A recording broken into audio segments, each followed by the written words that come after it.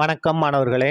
இந்த வீடியோவில் 11ஆம் வகுப்பு கணிதம் அத்தியாயம் 1 கணங்கள், தொடர்புகள் மற்றும் சார்புகள். இதில் எடுத்துக்காட்டு 1.4 பார்க்க போகிறோம். என்ன கொடுத்துருக்காங்க பாருங்க.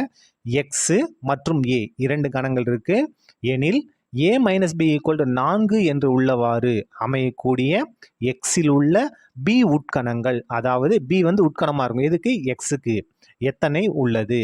இந்த கேள்வி என்ன கேட்டிருக்காங்க அப்படின்னா, பீன்ற கணங்கள் நம்ம எத்தனை உருவாக்க முடியும்? பீன்ற கணங்கள் எத்தனை உருவாக்க முடியும்? ஆனால் என்ன வரணும்? ஏலேருந்து பியை கழிச்சோம்னா 4 இருக்கக்கூடிய ஒரு கணம் வரணும்.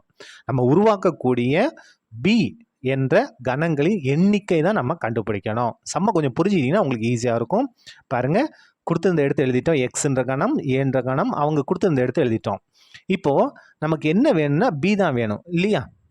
அப்போ என்ன செய்யலாம் பாருங்க.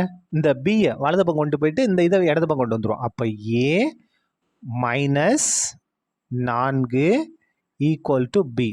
ஏன்ற கணம் நமக்கு தெரியும். என்ன இருக்கு பாருங்க. 1 2 3 4 5 மைனஸ் இந்த 4 இருக்கக்கூடிய கணம் ஈக்குவல் டு பி.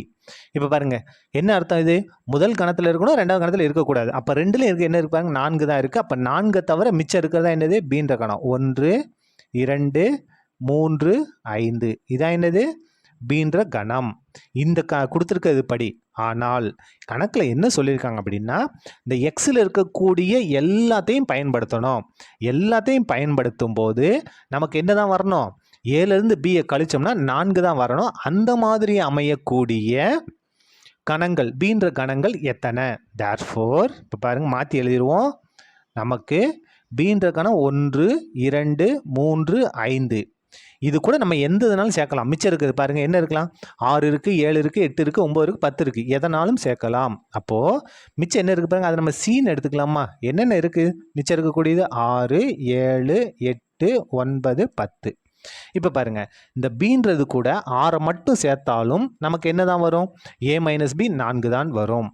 7 மட்டும் சேர்த்தாலும் என்ன தான் வரும் பாருங்க. இங்கே எழுதி காமிக்கிறேன் பாருங்க. பீன்றது இருக்கு, நமக்கு 1 2 3 5 மாறாது. இது கூட நம்ம 6 சேர்க்குறோம். சேர்த்துட்டு இந்த ஏலேருந்து பியை நம்ம இது பண்ணோம் அப்படின்னா நமக்கு என்ன வரும்? 4 மட்டும்தான் வரும். சரி, வேற என்ன சேர்க்கலாம் பாருங்க. 1 2 3 5 7 சேர்க்குறோம். 7 சேர்த்தாலும் சேர்த்துட்டு ஏலேருந்து பியை கழிச்சோம்னா நமக்கு என்ன வரும்? 4 மட்டும்தான் வரும். சரி, 8 சேர்த்தாலும் 4 மட்டும்தான் வரும். 9 சேர்த்தாலும் 4 மட்டும்தான் வரும். 10 சேர்த்தாலும் 4 மட்டும்தான் வரும். அப்போ 2 சேர்த்தோம்னா 6 7 சேர்த்தோம்னாலும் நமக்கு என்ன தான் வரும் பாருங்க. இப்போ 2 சேர்த்து பார்ப்போம். பின்றது என்ன இருக்கு? 1 2 3 5 கண்டிப்பாக வந்துடணும். இது கூட நம்ம என்ன சேர்க்கணும்? 6 7 சேர்க்குறோம். அப்போ a - b என்ன வரும் பாருங்க. a - b. அப்போது 4 மட்டும்தானே வரும். 1 2லையும் இருக்குது, 2 2லையும் இருக்குது, 3 2லையும் இருக்குது. அப்போ 4 தான் என்னது? 7 மட்டும் இருக்குது. அப்போ 4 மட்டும்தான் வரும். இப்போ உங்களுக்கு புரிஞ்சிருவோம்னு நினைக்கிறேன். அப்போது இந்த 5 உறுப்புகளை பயன்படுத்தி நம்ம எத்தனை அமைக்கலாம்? அதான் இங்கே கேள்வியே. மேலும் இந்த இடத்துல பாருங்க, சின்றதுல எத்தனை இருக்குது? 6 7 8 9 10. இந்த 5 உறுப்புகளை பயன்படுத்தி நம்ம எத்தனை பீன்ற கணங்களை உருவாக்கலாம் அப்படின்னா, n of c இதில் இருக்கக்கூடிய மொத்த உறுப்புகளின் எண்ணிக்கை 5. 1 2 3 4 5. இதற்கு நம்ம என்ன கண்டுபிடிச்சிடலாம்? அடுக்கு கணம் கண்டுபிடிச்சிட்டா போதும். தேர்ஃபோர் நம்ம என்ன செய்ய போறோம் அப்படின்னா, இந்த சீன்ற உறுப்பில் இருக்கக்கூடிய உறுப்புகளுக்கு அடுக்கு கணம் கண்டுபிடிக்க போகிறோம். n of p of c equal to நமக்கு என்ன ஃபார்முலா? 2 அடுக்கு n of c. அப்போ 2 அடுக்கு n of c யோட மதிப்பு 5. 2 5 தடவை எழுதி பாருங்கன்னா 32.